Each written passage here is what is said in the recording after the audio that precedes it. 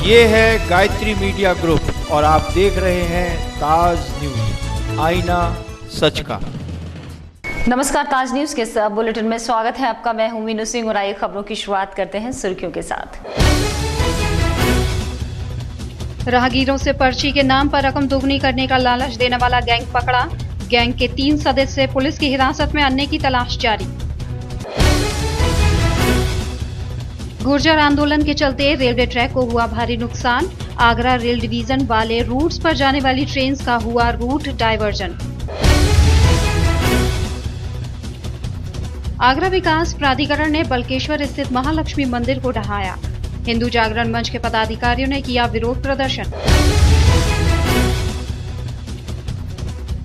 और थैली में बिकने वाले पानी है स्वास्थ्य के लिए हानिकारक।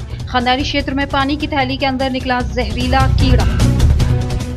और अब खबर विस्तार से।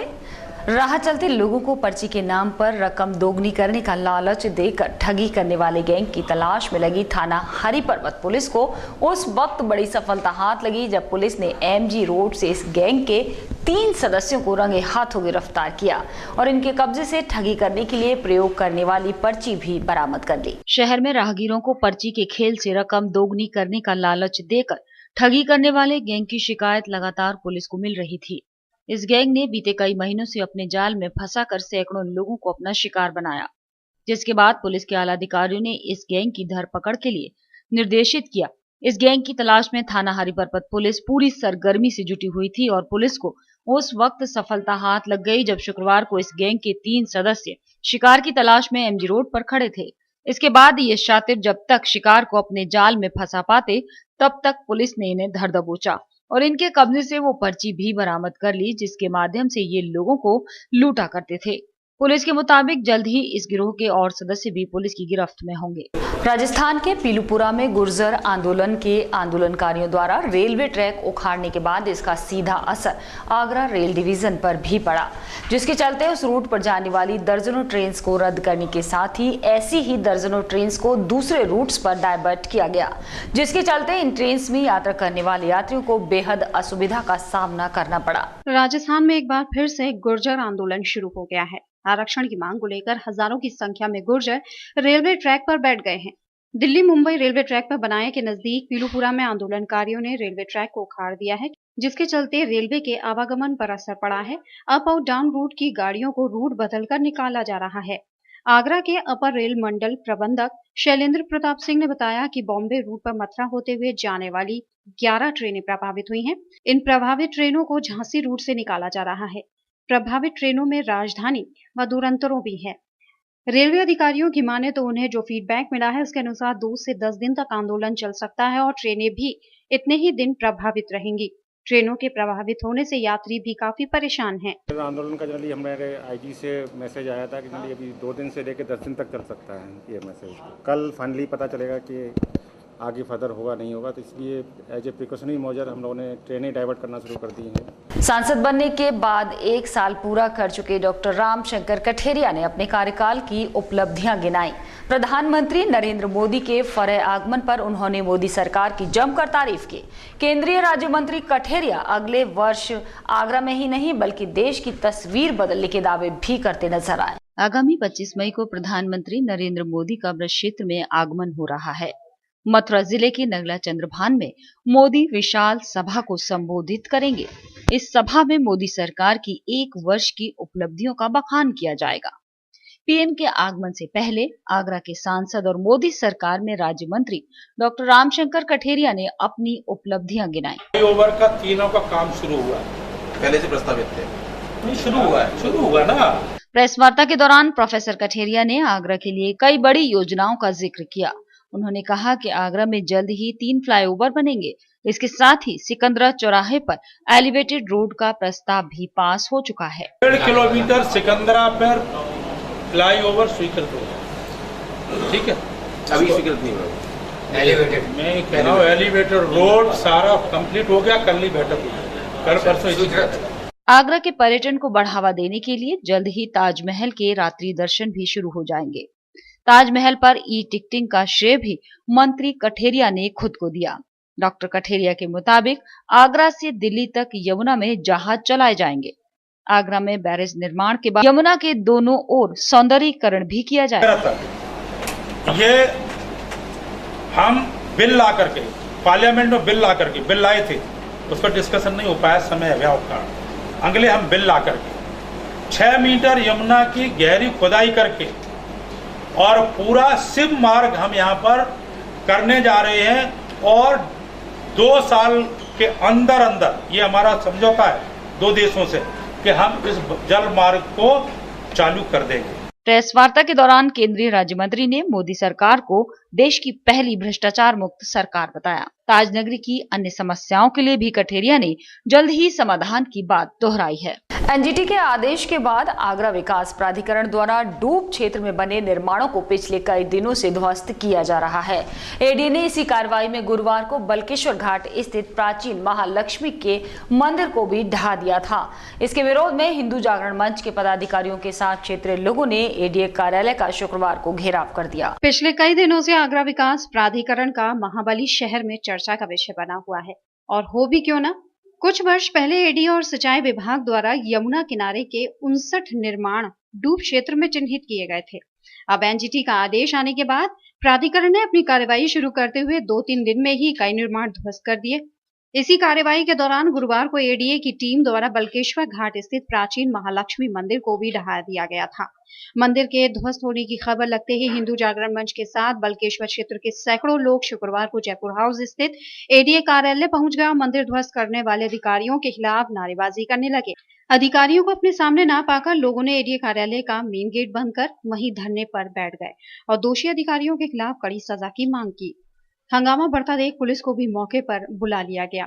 वहीं एडीए के आला अधिकारी भी प्रदर्शन कर रहे लोगों से नहीं मिलने गए तो प्रदर्शन कर रहे लोगों का गुस्सा फूट पड़ा और अधिकारियों की बुद्धि शुद्धि के लिए जमीन पर बैठकर भजन पाठ करने लगे। महालक्ष्मी मंदिर यमुना तट बल्केश्वर जो कि प्राचीन मंदिर है, लगभग 150 वर्ष पुराना मंदिर है। वो कल एडीए की टीम द्वारा उस मंदिर को बहुत गलत तरीके से तोड़ा गया। जब मंदिर में कोई मौजूद नहीं था, लगभग 4:30 बजे एडीए की टीम वहाँ पहुंची और मंदिर के पुजारी ने पूछा आप लोग कौन है, तो उन्होंने बोला कि एडीए से आए और हमारे मंदिर के महंत से उन्होंने बहुत अभद्रता करी और उनके साथ बदतमीजी करते हुए हाथापाई की और मंदिर की पुरानी दीवार को तोड़ दिया। मंदिर खोलने के 4:30 बजे आए तो 25-30 लोग अधिकारी थे। मैं पूछा कि आप लोग कौन है, तो एडीए का अधिकारी। तो ये तो तोड़ना है, क्यों बनवा रहे हो, अखबार नहीं देखते हो, ये इस मंदिर बनना क्यों चाहिए, सब नहीं तोड़ दो। अपने हाथ तोड़वाए, लेबरों को जबरदस्ती मार के तोड़वाए। हम रोकने को इसके भी पुराना मंदिर है, उन्होंने मेरी एक नहीं मानी।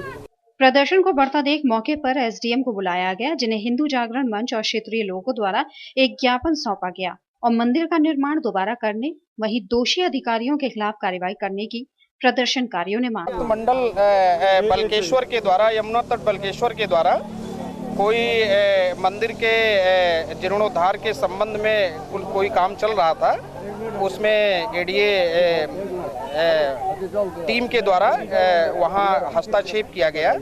चूंकि एडीए को ये लग रहा था कि यहाँ हो सकता है नक्शा वगैरह न पास हो, इस समय माननीय उच्चतम न्यायालय और एनजीटी के द्वारा पूरे आगरा में जांच पड़ताल यमुना किनारे हो रहा है। वहीं प्रदर्शनकारियों से ज्ञापन लेने के बाद एसडीएम ने आगरा विकास प्राधिकरण के उच्च अधिकारियों को इस मामले पर संज्ञान लेने की बात कहते हुए कार्रवाई करने का भरोसा दिलाया। अव्यवस्थाओं के बीच मुख्य परीक्षाएं कराने के बाद विश्वविद्यालय प्रशासन के सामने अब मूल्यांकन कार्य की मुसीबत खड़ी हो गई है।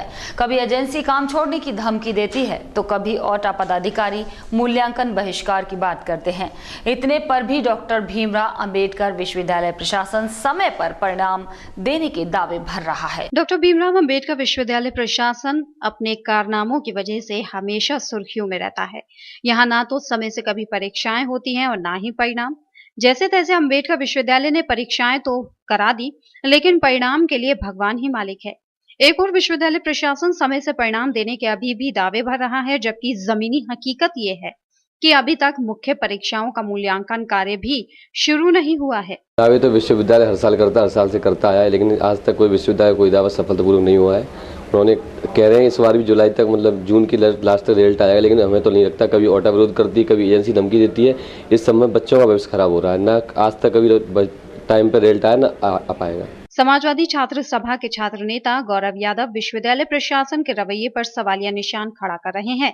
उनके मुताबिक कभी ओटा पदाधिकारी मूल्यांकन का बहिष्कार करते हैं तो कभी विश्वविद्यालय परीक्षा एजेंसी नाटक करने लगती है। ऐसे में देखना होगा कि इन कारनामों की वजह से कहीं लाखों छात्रों के भविष्य की उड़ान पर ब्रेक न लग जाए। गरीब लोगों के लिए अब पानी पीना भी नहीं रहा खतरे से खाली। ब्रांडेड मिनरल वाटर पीने से लाचार जो लोग 1 रुपए की पानी की थैली पीकर काम चलाते हैं, लेकिन ये पानी की थैली भी उनके लिए जानलेवा साबित हो सकती है, जिनकी सील पैक्ड थैली में जहरीले कीड़े निकल रहे हैं। ताजा मामला खंडारी इलाके का है, जहां पान की दुकान पर खरीदी गई थैली में जहरीला कीड़ा निकल आने से लोग सख्ते में आ गए। एक और जब आसमान से लगातार आग बरस रही हो तो इंसान के लिए पानी किसी वरदान से कम नहीं होता, लेकिन गरीब आदमी के लिए पानी पीना भी अब खतरे से खाली नहीं है। इस जानलेवा मौसम में ब्रांडेड बॉटल और मिनरल वाटर हर किसी के बस की बात नहीं। गरीब और आम आदमी ऐसे में पानी की थैली का सहारा लेकर अपना गला तर करता है, लेकिन वो भी अब खतरे से खाली नहीं रही। जिनकी पैकिंग में बरती गई लापरवाही किसी निर्दोष की जान भी ले सकती है। इस सील पैक्ड थैली को गौर से देखने पर एक जहरीला कीड़ा साफ नजर आ रहा है। अब सवाल ये है कि लाखों लोगों द्वारा रोज इस्तेमाल की जाने वाली थैलियां भी घातक हो जाएंगी तो आम आदमी क्या करेगा? ये यहाँ पे जैसे गाड़ी निकलती है वो डाल जाती है, लेकिन नाम तो नहीं पता वो जिस कंपनी की जो थैली है ये, लेकिन इसमें ये कंप्लेंट आई है, कई बार आ चुकी है। मैंने उसे बताया लेकिन उसने कोई इसमें राहत नहीं बढ़ती है। लेकिन मैं कस्टमर मुझे कहते हैं और लेकिन वो इस बात को नहीं मान रहा है, लेकिन उसके खिलाफ अब कंप्लेंट तो होनी चाहिए। दरअसल मई जून के मौसम में इन थैलियों की बिक्री चरम पर होती है। यही वजह है कि इन्हें बनाने वाले लोग ज्यादा कमाई के चक्कर में लापरवाह हो जाते हैं और चंद रुपयों के लालच में इंसानी जिंदगियों से खुलेआम खिलवाड़ किया जा रहा है। ऐसे में प्रशासन को चाहिए कि मानकों के साथ साथ गुणवत्ता को लेकर भी ऐसी थैलियों के सप्लायर्स के नियमित रूप से कान खींचें, ताकि निर्दोष लोगों के स्वास्थ्य के साथ होने वाले खिलवाड़ पर रोक लग सके। अब जून की चिलचिलाती धूप में भी गुरुजी प्राथमिक विद्यालयों में मिड डे मील बनवाकर बच्चों को बांटेंगे। सरकार के इस आदेश को तुगलकी फरमान बताते हुए विभिन्न शिक्षक संगठनों ने कलेक्ट्रेट में विरोध जताया। आदेश वापस न होने पर आगामी दिनों में शिक्षक उग्र आंदोलन कर विद्यालय में ताले भी जड़ सकते हैं। अभी ठीक से ग्रीष्मकालीन अवकाश की घोषणा ही हुई थी कि नए फरमान ने सरकारी शिक्षकों के लिए नई मुसीबत खड़ी कर दी। नए शासनादेश के मुताबिक अब गर्मियों के दिनों में भी सरकारी स्कूल के बच्चों को मिड डे मील दिया जाएगा। मध्याह्न भोजन वितरण के लिए शिक्षकों को तपती धूप में भी विद्यालय खोलने पड़ेंगे। शासन की इस नीति के खिलाफ शिक्षक संगठनों ने मोर्चा खोल दिया है। शुक्रवार को कलेक्ट्रेट पहुंचकर शिक्षकों ने विरोध व्यक्त किया। आज हम जो मिड डे मील इस भीषण गर्मी में चलाया जा रहा है, जिस समय अध्यापक छुट्टी काटता है उस समय अध्यापक तमाम काम जितने मरता है, कोई गिरता है, जनगणना है, मतगणना जितनी है सारी अध्यापकों को सौंप रखी है। जबकि अध्यापक ये सरकार उत्तर प्रदेश का मुख्यमंत्री अगर गरीबों की मदद करना चाहता है तो 5 रुपए 30 पैसे बच्चों को मिलता है, 5,000 रुपए क्यों नहीं दे देता है? 1 लाख डालो हमारे 1 लाख रुपए दे गरीबों को मदद होगी उससे। तीसरा से बिल्कुल बोल दिया जो सुनिश्चित स्थिति हुई थी और शून्य भेजें, क्योंकि इस गर्मी के मौसम में कोई बच्चा नहीं आएगा और बच्चे अगर आते तो उनके स्वास्थ्य के साथ खिलवाड़ होगा। सबसे पहली बात तो ये है कि ये जो योजना चलाई गई है ये 2014 की रिपोर्ट पे चला गई है, तो ये 2015 में लागू क्यों की गई? और दूसरी बात यह है कि क्या शिक्षकों के बंधुआ मजदूर बना के रख दिया है कि जनगणना, मतगणना, बाल गणना, हर कुछ और सारे ही काम शिक्षक द्वारा किए जाएंगे।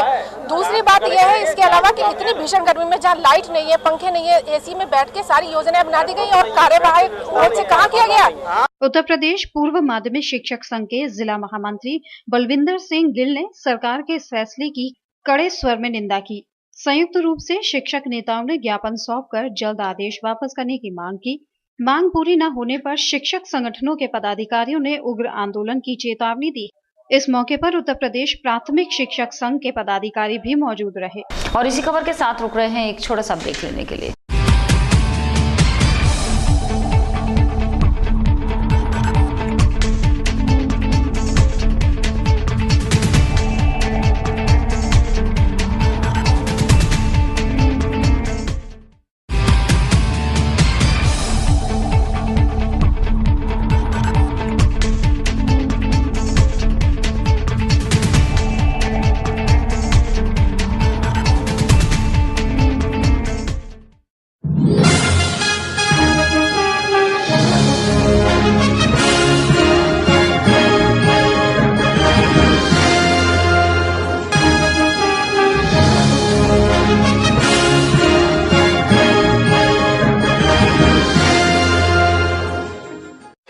कृपया ध्यान दें। नौकरी ढूंढोगे तो उम्र गुजर जाएगी, कुछ हुनर सीख लो, अपने पैरों पे खड़े हो जाओ तो जिंदगी संवर जाएगी। मोबाइल फोन, कंप्यूटर, लैपटॉप का कोर्स कराने वाले वैसे तो कई संस्थान हैं, लेकिन हजारों छात्रों के विश्वास का प्रतीक ई-टेक एकेडमी छात्रों के बीच अपनी अलग ही पहचान बना चुका है। इंजीनियर तो सभी बनाते हैं, लेकिन आप बनिए एडवांस इंजीनियर ई-टेक के साथ। जी हाँ, भारी छूट का प्रलोभन या झूठे वादों का आश्वासन अपनाओगे तो जिंदगी भर पछताओगे, क्योंकि सफलता तभी मिलती है जब फैसला सही हो।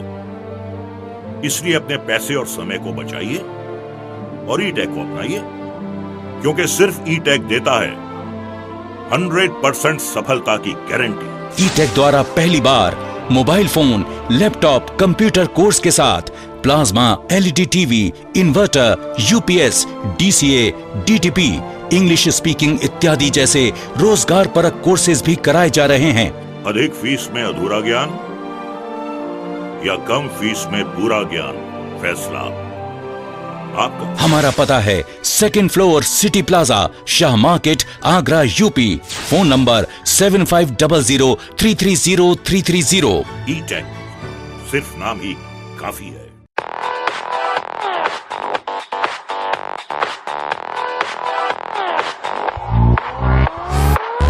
Shri Balaji jewellers, gold, silver और डायमंड ज्वेलरी मिलने का विश्वसनीय स्थान। हमारे यहाँ आपको gold, hallmark certificate gold jewellery नए कलेक्शन के साथ उपलब्ध मिलेगी। संपर्क करें Shri Balaji jewellers, Fortune tower near Kargil petrol pump, Agra. Phone number 9719333563 और 9759333992। श्री बालाजी ज्वेलरी, दुल्हन की jewellery, AD jewellery, artificial bangles, chain व सभी प्रकार के सेट्स यहाँ पर उपलब्ध है। तो तुरंत संपर्क करें 21 सुपर बाजार, कारगिल पेट्रोल पंप के पीछे, आगरा। फोन नंबर 9358464218 और 8865911110। नंदिनी ग्रुप का एक और कदम, नंदिनी स्टेट। अब कागारौल में एक ऐसी कॉलोनी जहां आप पा सकते हैं पक्की सड़क, स्वच्छ जल, बिजली की सुनिश्चित आपूर्ति, हरे भरे पार्क, भव्य मंदिर, कॉमर्शियल प्लॉट और दुकान, वो भी बहुत कम कीमत में। ये सब सुविधा कागारौल में गेट बंद कॉलोनी यानी नंदिनी स्टेट में। अब गांव को शहर बनाना है, हमारा सपना आपका घर हो अपना। नंदिनी स्टेट। परम पूज्य संत जय गुरुदेव जी महाराज के उत्तराधिकारी संस्था अध्यक्ष पंकज जी महाराज के दिव्य प्रवचन सुनिए हर रोज प्रातः 8:30 बजे ताज गायत्री चैनल नंबर 873 पर। बाबा जी का कहना है शाकाहारी रहना है। निवेदक जय गुरुदेव धर्म प्रचारक संस्था मथुरा। संपर्क करें 9412726572।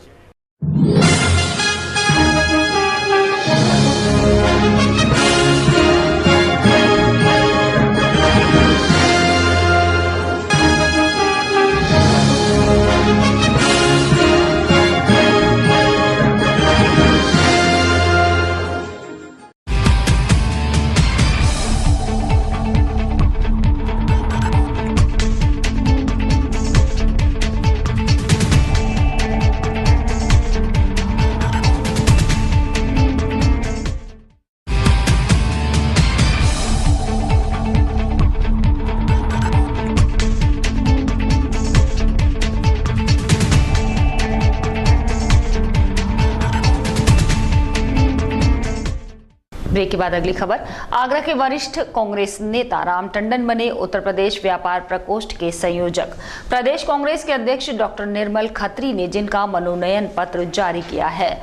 पार्टी द्वारा बुलाई गई प्रेस वार्ता के दौरान इसके बारे में विधिवत जानकारी दी गई। व्यापार प्रकोष्ठ के नवनियुक्त संयोजक राम टंडन ने बताया कि संगठन के आदेश का पालन होगा और व्यापारियों की परेशानियों के लिए संघर्ष किया जाएगा। देश के अंदर कांग्रेस पार्टी की स्थिति बेशक ज्यादा बेहतर ना हो, लेकिन उसके कार्यकर्ता खोए हुए रसूख को वापस लाने के लिए कोशिशें कर रहे हैं। न केवल संगठन को फिट फॉर किया जा रहा है, बल्कि जिम्मेदार और प्रतिभावान लोगों को नए पदों पर समायोजित भी किया जा रहा है। आगरा में भी हाईकमान के निर्देश पर वरिष्ठ कांग्रेस नेता राम टंडन को व्यापार प्रकोष्ठ का संयोजक नियुक्त किया गया है। एक प्रेस वार्ता के दौरान जिन्होंने अपने पद की गरिमा को बनाए रखने का भरोसा दिलाया। उत्तर प्रदेश व्यापार प्रकोष्ठ का उत्तर प्रदेश का संयोजक नियुक्त किया है। मैं माननीय निर्मल खत्री जी और श्रीमती सोनिया गांधी और राहुल जी का आभार व्यक्त करता हूँ। इस मौके पर आगरा के कांग्रेसियों ने उनके मनोनयन पर भारी खुशी जताई और अपने सीनियर साथी का फूल मालाओं से स्वागत किया। वरिष्ठ कांग्रेस नेता जगदीश वर्मा के मुताबिक राम टंडन को व्यापार प्रकोष्ठ का संयोजक बनाकर कांग्रेस ने जनपद का मान बढ़ाया है। उनकी नियुक्ति से व्यापारियों में भी उत्साह का माहौल है। मंडलीय खरीद गोष्ठी में सुनी गई मंडल भर के किसानों की समस्याएं। कमिश्नर प्रदीप भटनागर की अध्यक्षता में कमिश्नरी सभागार में जिसका आयोजन किया गया। इस मौके पर आए कृषि वैज्ञानिकों ने जिन्हें खेतीबाड़ी से जुड़ी तमाम उपयोगी जानकारियां दी और उनकी शंकाओं का समाधान किया। प्रशासन की ओर से भी किसानों से सरकारी योजनाओं का लाभ उठाने की अपील की गई। आगरा कमिश्नरी में मंडलीय खरीद गोष्ठी का आयोजन किया गया। गोष्ठी की अध्यक्षता कमिश्नर प्रदीप भटनागर ने की, जिन्होंने कृषि प्रधान देश में किसान को रीढ़ की हड्डी करार दिया। कार्यक्रम में चारों जनपदों से आए अधिकारियों ने भी हिस्सा लिया और वहां मौजूद किसानों का मार्गदर्शन किया। कृषि वैज्ञानिकों ने गोष्ठी में बोलते हुए फसल से संबंधित अनेक बहुउपयोगी जानकारियां दी। इस मौके पर प्रशासन की ओर से उन तमाम योजनाओं की भी जानकारी दी गई जिनके जरिए शासन किसानों का बहुमुखी विकास करना चाहता है। इस मौके पर दर्जनों किसानों ने अपनी ऐसी अनगिनत परेशानियां बताई संबंधित विभागों द्वारा जिन पर कोई गौर नहीं किया गया। मंडलायुक्त प्रदीप भटनागर ने जिन पर नाराजगी जताई और कृषि विभाग को निर्देशित किया कि पिछली बार से भी अधिक सतर्कता बरतने की जरूरत है और जो लोग लापरवाही से काम करेंगे उनके खिलाफ कार्रवाई की जाएगी। गोष्ठी में जिलाधिकारी पंकज कुमार सहित फिरोजाबाद, मथुरा और मैनपुरी जिलों के डीएम और सीडीओज भी मौजूद रहे। Institute of chartered accountants of India की ओर से शुरू की जा रही है क्रिकेट प्रतियोगिता, जिसमें हाथों में कलम और कैलकुलेटर की जगह सीएस के हाथों में बैट और बॉल नजर आएगी। सीएस की संस्था सिकासा ने इस आयोजन की जानकारी देते हुए बताया कि ये टूर्नामेंट 26 मई से शुरू होगा और इसमें 8 टीम्स के जरिए 150 से अधिक हिस्सा लेंगे। के द्वारा आगरा में पहली बार एक स्टूडेंट्स का क्रिकेट प्रीमियर लीग ऐसे आयोजित किया जा रहा है। 26 मई और 27 मई को ये प्रीमियर लीग रहेगी। आगरा कॉलेज मैदान पर सारे मैचेस होंगे। 26 तारीख को इस टूर्नामेंट के सारे लीग मैच होंगे और 27 तारीख को सुबह 2 सेमीफाइनल होंगे और उसके बाद शाम को इस टूर्नामेंट का फाइनल होगा। जो किसी भी स्पोर्ट्स या गेम्स का जो मोटो होता है वो निश्चित रूप से जो शारीरिक विकास है वही होता है और इसी चीज़ को ध्यान में रखते हुए इस मैच का ऑर्गेनाइजेशन किया गया है। और ये महत्वपूर्ण बात एक ये भी है कि ये जो हमारा इंस्टीट्यूट है वो विद्यार्थियों के सर्वांगीण विकास के लिए इस तरह की एक्टिविटीज़ पर जोर देता है।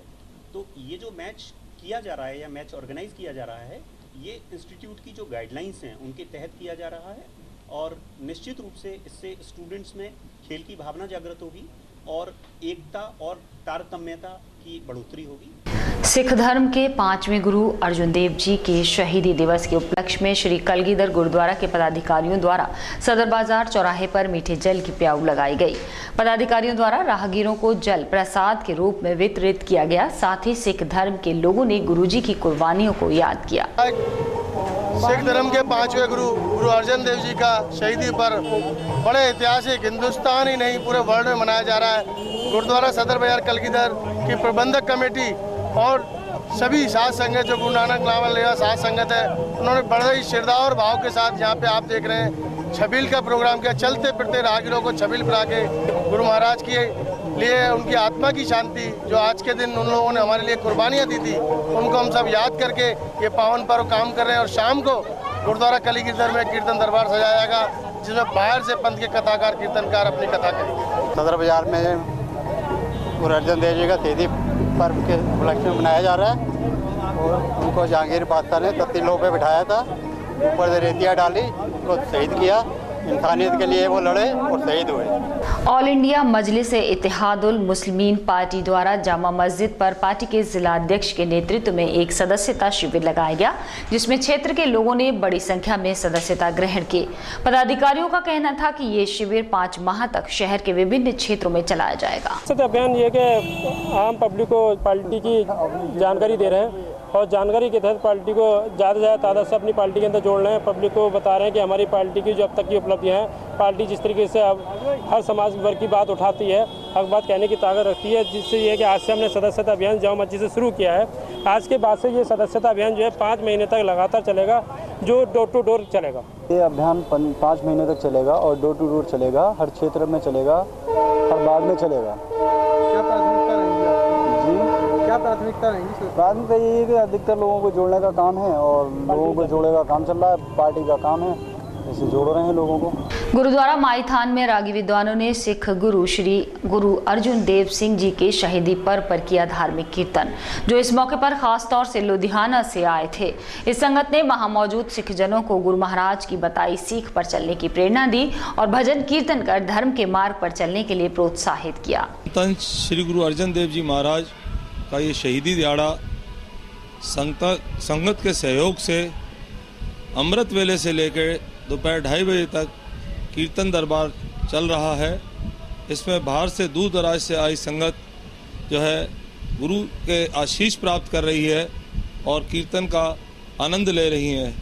इसमें शहीदों के सरताज नम्रता के पुंज धन श्री गुरु अर्जन देव जी महाराज जब शहीदी प्राप्त की तो उस समय उनको इतने तसीहे दिए गए, जिसके कारण आज जो ठंडी छबील चल रही हैं यहाँ पे हर घर हर मोहल्ले चौराहे में, वो इस बात का प्रतीक है कि वो जो है यहाँ पे उनको जो तसीहे दिए गर्मी के समय में कि हर व्यक्ति का कंठ जो कंठ है वो ठंडा रहे। तो श्री गुरुद्वारा सिंह सभा माईथान गुरुद्वारा साहिब विखे जो धन ਸਾਹਿਬ श्री गुरु अर्जन देव महाराज जी 5वें गुरु नानक शहीदां दे सरताज धन ਸਾਹਿਬ श्री गुरु अर्जन देव महाराज जी का शहीदी दिहाड़ा बड़ी श्रद्धा नाल भावना नाल मनाया जाता है। और इसी के साथ फिलहाल बुलेटिन में सिर्फ इतना ही। अगले बुलेटिन में कुछ और नई खबरों के साथ आपसे फिर होगी मुलाकात।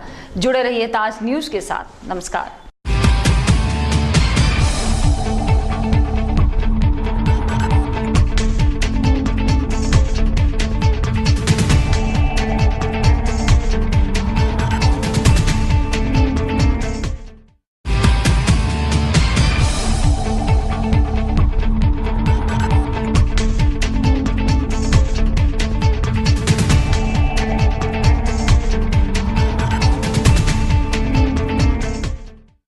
ये है गायत्री मीडिया ग्रुप और आप देख रहे हैं ताज न्यूज, आईना सच का।